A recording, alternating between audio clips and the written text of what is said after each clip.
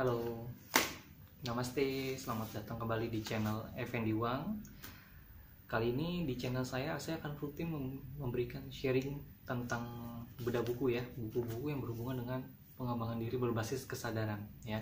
Saya akan rutin buku-buku favorit saya akan saya sharingkan, tapi sharing nggak mungkin satu buku, nanti jadi panjang. Saya akan sharing per bab. Jadi buku rekomendasi saya yang pertama adalah judulnya Damai Tak Tergoyahkan dari Ajahn Chah ya, dari Ajahn Chah, seorang biksu Thailand ya, Ajahn Chah. Jadi buku ini tipis ya, tipis. Teman-teman boleh lihat covernya seperti ini ya. Ini mungkin susah dicari ya buku ini ya. Damai Tak Tergoyahkan judulnya. Oke, kali ini saya mau sharing bab 1 ya, bab satunya. Jadi ini lebih ke buku tentang meditasi ya, meditasi pendekatan Buddhism ya, khususnya Theravada. Oke, di bab pertama judulnya Damai Tak Tergoyahkan. Jadi, bagaimana sih kita memperoleh damai yang tak tergoyahkan?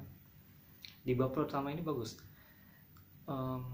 Kita belajar meditasi gitu ya. Apa sih yang dicari sih belajar kesadaran? Kita belajar untuk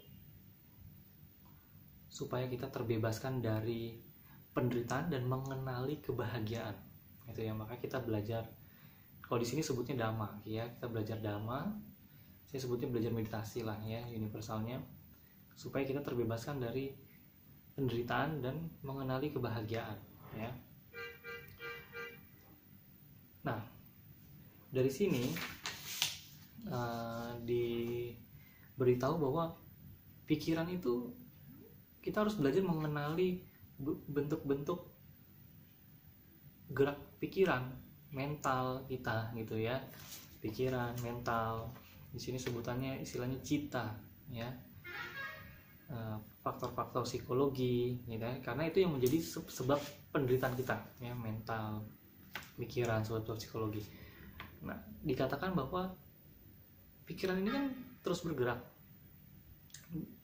Kenapa dia bergerak? Dia bergerak karena ada sesuatu yang terkondisi, ada sebab akibatnya ya, ada sesuatu yang dikondisikan. Maka pikiran itu bergerak terus nggak tenang karena ada sebab kondisinya. Gitu ya. Makanya kita diajarkan untuk coba merenungkan tentang pikiran. Nah, di sini dikatakan kapanpun pikiran bergerak, ia menjadi tidak stabil ya, atau tidak permanen, istilahnya anicca ya. Ya, kalau pikiran bergerak itu ya anicca, datang dan pergi, itu pikiran. Terus tak pernah memuaskan ya, pikiran itu yang nggak pernah puas ya. Di sini sebutnya dukkha ya, tak pernah memuaskan. Dan terakhir bukan diri ya, dan pikiran itu ya bukan diri kita. Makanya anicca, dukkha, anatta gitu ya. Pikiran itu tidak permanen, datang dan pergi, tidak itu pernah memuaskan, dan pikiran itu bukan diri kita. Nah, itu yang perenungan bagus sekali sih ya.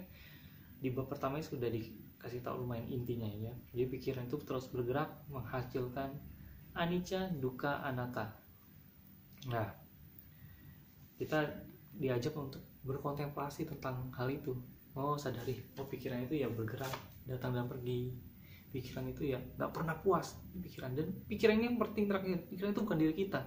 Kenapa kita seringkali menderita? Karena kita seringkali hanyut bahwa pikiran itu adalah kita gitu. Apapun yang terjadi pada pikiran itu mengganggu diri kita, itu bisa melukai diri kita. Padahal pikiran itu katanya adalah anatta, bukan diri kita. Pikiran itu juga pun datang dan pergi, nggak ada yang permanen dan tidak pernah puas ya. Nah, pikiran itu gerak, di sini dikatakan di bab 1 masih ya, pikiran itu terus bergerak cepat ya, sampai membuat kita lost, hanyut, karena dia geraknya cepat sekali. Kenapa kita seringkali hanyut oleh pikiran gitu ya? Padahal karena pikiran itu begitu cepat, begitu banyak, jadi sulit kita sadari gitu ya.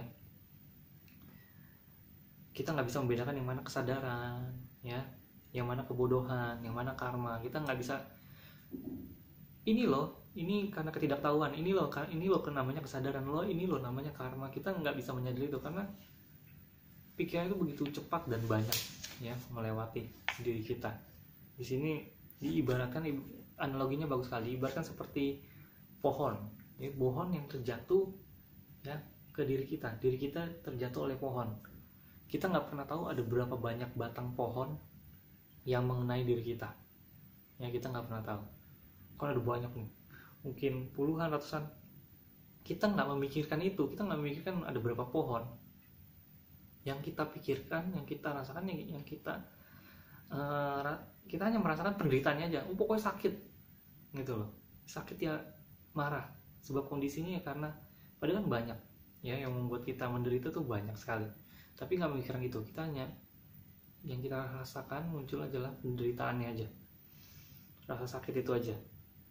Nah, pentingnya di bab 1 ini kita diajak untuk punya clear knowing gitu ya. Di sini pikiran yang clear dan knowing, jadi yang jernih, dan kita mengetahui persis ya, mengetahui dan memahami dan menyadari dari mana penderitaan itu datang, hadir gitu ya. Jadi nggak sekedar oh aku menderita, misalkan kita saat ini sedang menderita gitu ya, stres, misalkan stres apa, masalah finansial, stres masalah sosial, masalah macam-macam, sakit, kita sedih aja, lalu sedih. Kenapa sedih? Karena ya sedih karena saya sakit. Di situ kita nggak mau memperhatikan dengan jernih bentuk pikiran kita, yang kita langsung simpulkan aja penderitaannya gitu loh. Kita nggak coba melihat batin kita pelan-pelan. Kenapa kok sih aku bisa sedih? Kenapa sih aku bisa menderita? Kenapa sih? Nah, di sini tuh banyak apa yang membuat kita menderita muncul nih di dalam pikiran ini, batin ini banyak sekali. Karena kita nggak pernah memperhatikan pikiran kita itu dengan seksama, dengan kesadaran penuh, sehingga kita ya hanyut dalam penderitaan itu. Nah, di bab 1 ini kita diajarin untuk mulai memperhatikan bentuk-bentuk pikiran kita gitu ya. Jadi di bab 1 ini bagus sekali ya buku ini. Nanti saya akan bahas bab berikutnya sedikit demi sedikit. Jadi tak kala teman-teman menderita itu karena bentuk-bentuk pikiran. Nah, bentuk-bentuk pikiran ini kan selalu bergerak karena ada sebab dan kondisinya gitu ya.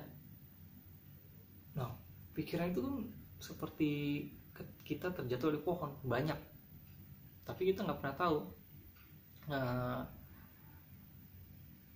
kita kena berapa pohon, apa yang membuat kita sakit, pohon yang mana, ranting yang mana. Kita nggak mau tahu persis detail gitu. Ini sama seperti munculnya pikiran kita, tahu yang menderita sakit dan marah gitu ya, nggak clear ya. Jadi kita belajar tenang, kita mengenali oh pikiran apa yang muncul, kenapa ini bisa muncul, kita perhatikan persis.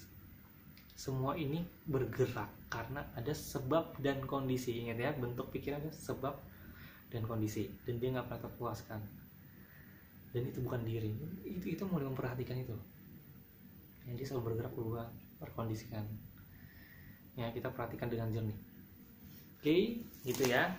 Bagaimana kita bisa berlatih untuk memperhatikan itu? Caranya gimana? Ya, jangan hanyut. Jadi ingat-ingat kesadaran, tenang dulu.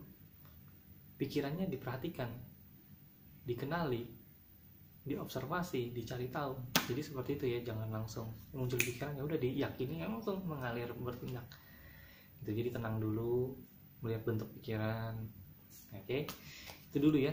Kita baru bahas bab 1, nanti kita akan bahas bab berikutnya, dan kita akan bahas juga buku-buku menarik lainnya. Terima kasih, namaste.